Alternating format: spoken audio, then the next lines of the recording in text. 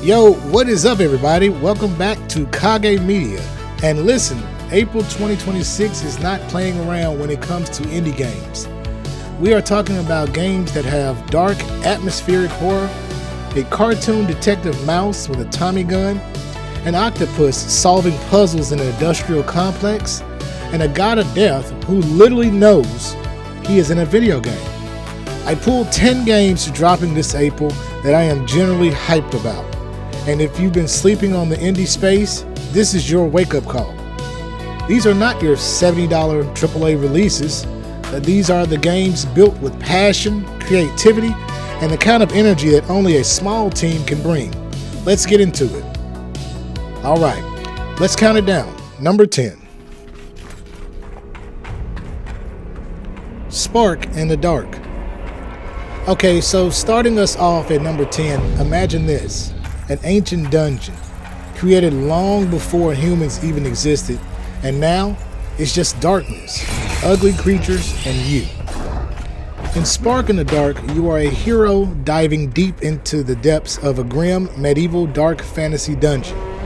And this isn't just hack and slash your way through. You've got 5 different hero classes, each with their own unique skill sets. So depending on who you pick, your entire experience changes. Here's what got me though. The game has procedural generation baked into it. Monsters, equipment, loot, stats, even some of the level elements. They're generated differently every single time you enter a dungeon. So no 2 runs are the same. And it goes deep. We're talking about a lore system with about 100 books inside the game. As you use them, you get blessings, curses, injuries. Your equipment can get damaged and repaired. This thing has layers. For a dungeon crawler, this is a game that's giving me serious old school RPG vibes, but with modern roguelike energy, and I'm here for it. Alright, number 9. And look, I don't know who greenlit Let's Make the main character an octopus, but I am so glad that they did. Darwin's Paradox is a platformer, adventure, and puzzle game all rolled into one. You play as Darwin, a young octopus who gets ripped from the peaceful ocean by a mysterious beam of light and wakes up trapped inside a massive, dangerous industrial complex. Your job? Figure out how to get home. And here's where it gets fun. Darwin isn't just some helpless little guy. He's got extraordinary abilities, swimming, camouflage, and a bunch of other octopus skills that you actually use to solve puzzles, escape traps, and sneak past dangerous creatures. The game is literally built around what an octopus can do. That's creative game design right there. But don't sleep on the story either. What starts as octopus trying to get home slowly unravels into a full-blown conspiracy. One that could literally seal the fate of humanity. From an octopus in a junkyard, I love indie games, man. The art direction on this one looks like an animated movie. If you got a younger sibling or kids around, this one might be a co-watch situation as well. Number 8 is one that literally had me laughing out loud when I read about it. Because this game knows it's a game. And it leans all the way into that. Morkull, Ascend to the Gods, is a 2D action game focused entirely on boss battles. You're playing as Morkull, the god of death and darkness, who is locked up and fully aware that he is inside a new video game. And your job is to help him escape so he can carry out his evil plans. Yes, you are helping the villain. That's the bit. The combat is built around a wide range of combos, skills, and charms that you unlock and equip before each battle. So there's actual strategy here. You're building your loadout specifically for each boss fight and the boss lineup. You're going up against henchmen, minions, and full-on gods from the kingdom of Meteos. It escalates fast. What makes this stand out, though, is the personality.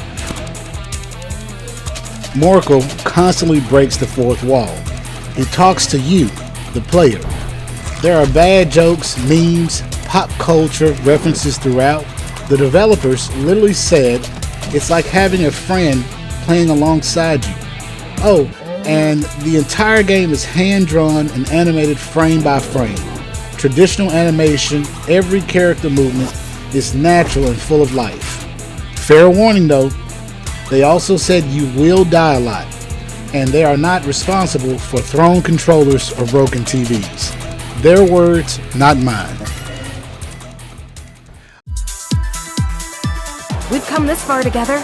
Give us a chance to prove ourselves. People of Note is a turn-based RPG that is also a musical. You play as Candace, a musician who gets shut out of the noteworthy song contest and realizes her solo act isn't enough. So she travels across the world of Note, hitting up a rock city, an EDM city, and more, recruiting a band of musicians along the way. And here's the twist. Every single battle is an interactive musical performance. We're talking tempo-based rhythm combat where you time your attacks to the beat of the music for amplified damage. The combat conditions change in real time as the music shifts genres mid-battle. And when you combine your team members' different musical styles, you unlock genre-bending mashup attacks. What I also respect is that they made the whole experience customizable. Don't like environmental puzzles? Turn them off. Not into turn-based combat? They got you. And the story actually has real stakes. There's a harmonic disrupting the world's musical energies and dark forces working behind the scenes. As far back as I could remember, I worked for other people. They called it opportunity. I called it debt. The city never stopped moving, and neither did what I owed. I never picked the smart job. I picked the one that bought me another day. In Tyndallston, nobody waited their turn. If you gave them space, they took your teeth. Sometimes you didn't need skill. You just needed something solid. You hear that? Yeah, that's the sound a face makes when it meets regret. Pain built up. Adrenaline took over. I didn't fight to win. I fought to finish. Cars had weight. Every hit mattered. The more work I did, the louder the city got. Miss a payment, and they reminded you. They weren't negotiators. They were punctuation. When the day ran out, so did your luck. Sleep didn't fix a thing. It just reset the clock. It was all connected. Time, debt, violence, and speed. People talk about freedom like it's a feeling. They have no idea. Number 5 hits different. This one's not just about gameplay, it's about something deeper. Before I Go is a punishing Metroidvania where you play as the innocence of an inner child on an allegorical journey towards death acceptance. The world is old and unwell. Affliction has left every living soul weak and terrified. But the innocence of a young child, untainted, lost in limbo, you have to find answers and face your greatest fear. On the gameplay side, this is a challenging side-scrolling action platformer that strips the game down to its most beloved elements. You're overcoming crafted and intense platforming sections, withstanding unforgiving parasitic abominations, and assimilating powerful abilities as you go. The controls are described as intuitive, responsive, and diligently tuned, which for a punishing platformer, this means a lot. What sets this apart is the storytelling approach. It's unconventional, grounded in emotional tragedy. The art style is described as foreboding, a dreamlike universe with a non-linear world to explore. This isn't horror for shock value. It's the kind of game that makes you feel something real. Games that tackle heavy themes like this through gameplay hit harder than any cutscene ever could. Before I go, looks like it's going to be one of those games you think about long after you put the controller down. Alright, coming in at number 4 is Captured 2.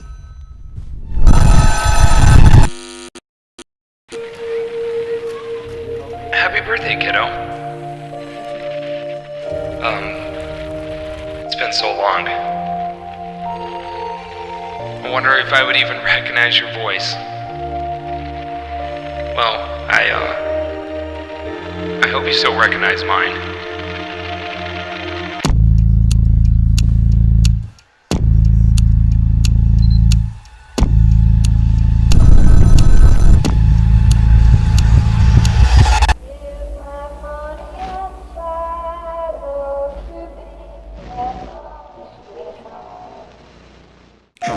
Coming in at number 3 is what I believe is going to be one of the most anticipated games on this entire list. Could crack a safe, could mark a date. Only one way to know. Find the numbers before they find me. Mouse PI for Hire. It's a fast-paced first-person shooter where you play as Jack Pepper, a former war hero turned private detective in a world of mice, rats, and shrews. What starts as a simple missing persons case quickly escalates into kidnapping, corruption, and murder. You're investigating the seedy underbelly of Mouseburg, battling heavily armed gangs and crooked cops, uncovering conspiracy buried underneath the surface. And the style of this game is unlike anything right now. And the entire thing is hand-drawn, black and white, rubber hose animation, inspired by the 1930s cartoons. Every frame is drawn by hand. The arsenal has over a dozen unique weapons with a cartoon twist, devastating consumable power-ups, and the combat is boomer shooter inspired, meaning constant movement is key. There are also unlockable movement abilities, including wall running, grapple hooks, and double jumps. The world itself has over 20 noir-infused levels, dark streets, classic film studios, opera buildings, poisonous swamps, underground sewers. There are manic boss battles, a full single-player campaign, and an original big band jazz soundtrack performed by a full orchestra ensemble. This game is dripping with style from top to bottom. Replaced is a 2.5D cinematic action platformer wrapped in an intense cyberpunk thriller. You play as Reach, an AI that has been trapped inside a human body against its will. The setting is an alternate 1980s American reshaped by nuclear catastrophe. Phoenix City is a stronghold of corruption where outlaws thrive and human life is traded like currency. Your mission exposed the sinister secrets of Phoenix Corporation and uncover the purpose behind your creation. The gameplay is fluid and fast. You're running, climbing, and fighting through crumbling districts, industrial wastelands, and neon-lit alleys. The combat chains, precise melee strikes, and satisfying range attacks and high-intensity encounters, all while keeping the flow of exploration going. It never stops moving. But what elevates Replace beyond just a great action game is the story it's telling. As Reach grapples with unfamiliar human instincts and the weight of emotion, themes of humanity, identity, and control slowly unfold through morally complex characters. Every corner tells a story.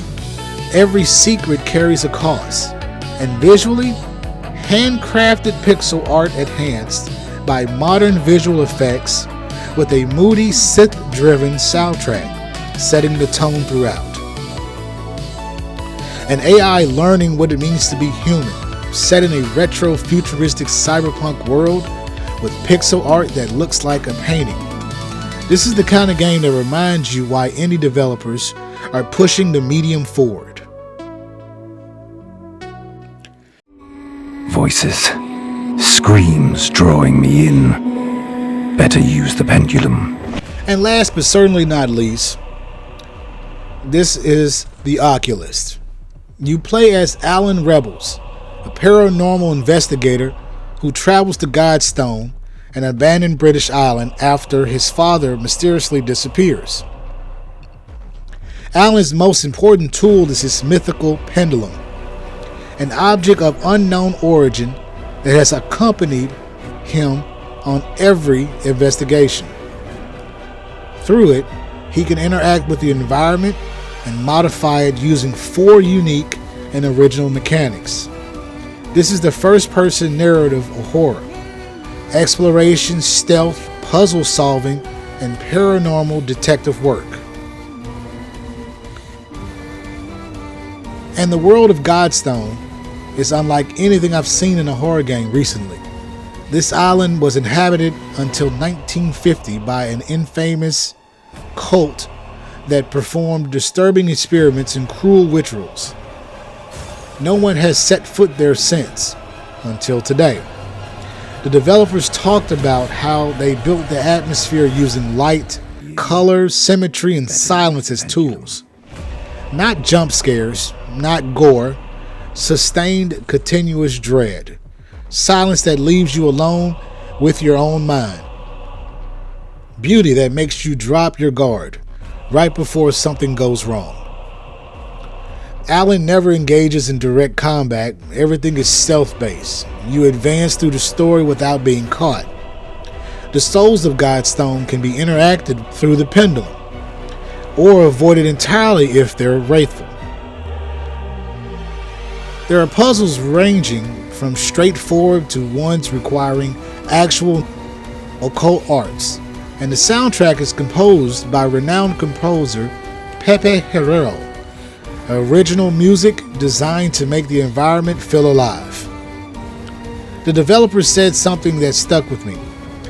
They said the player is the only one who truly completes the fear and terror with their own imagination. That's the kind of horror that stays with you. Not what the game shows you, but what your mind feels in. That's next level game design.